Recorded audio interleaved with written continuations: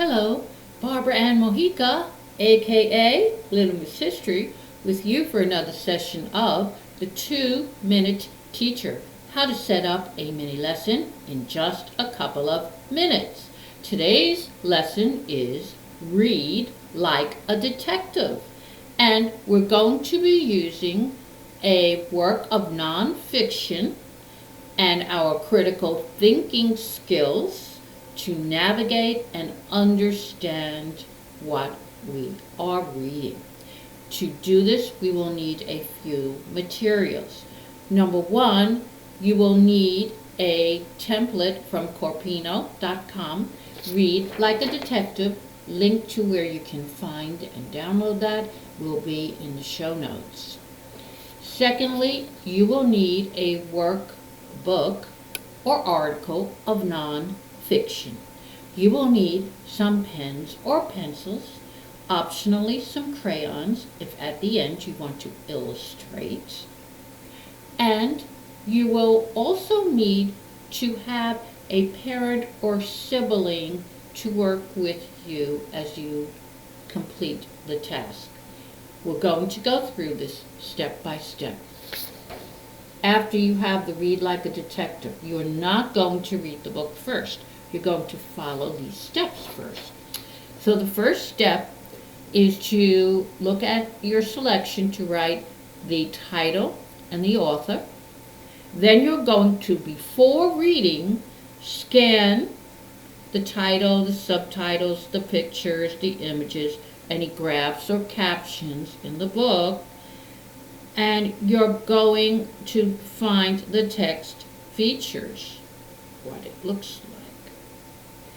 Then, based off of your examination, you're going to think about what do you think this book is going to be about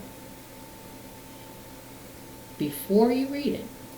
Next, you're going to read quickly and scan the text in your book, and you're going to look for the first and the last sentences of each paragraph. Does this confirm your original observation or prediction as to what the book will be about?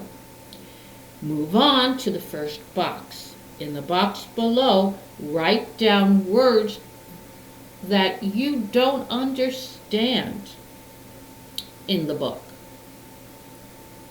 and any questions that you might have. Then move to the next box. Finally, it's time to read the text. If you can, define the words that you wrote down that you don't understand by looking at the word in the context of the sentence. And then answer any of the questions that you originally had, if you can, after reading the book. So you've completed now your first reading of the story. And now in the final box, you're going to add anything that's still a mystery to you or any questions that you still have in that final box.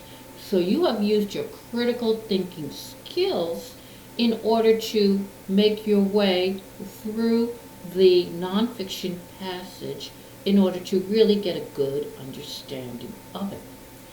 Okay, turning the page, there are more questions. Now you're going to create a visual that's going to help you understand the text. So you're going to create a visual. It could be a graph, it could be pictures that you draw. And then after you do that, you're going to explain your visual to either a parent, a sibling, or another person. So after you do this, you're going to verbalize your ideas, and if you still have any questions, then write them down. Was this text written to provide information? Was it written to compare something? Was it written to explain the sequence of something? To show cause and effect? In the next box question, you're going to write that answer. And finally, we've moved to the end of the page. In your own words, now that we have gone through all of these steps carefully, summarize what the book was about in a few sentences. So now we have completed this whole process of critical thinking to understand, and we have become good detectives. Hope you've had fun with this activity. Please hit subscribe to get new teaching lessons every Friday on all different subjects, and check out my website, www.littlemisshistory.com, for additional resources you and your family will enjoy. Until next time, goodbye.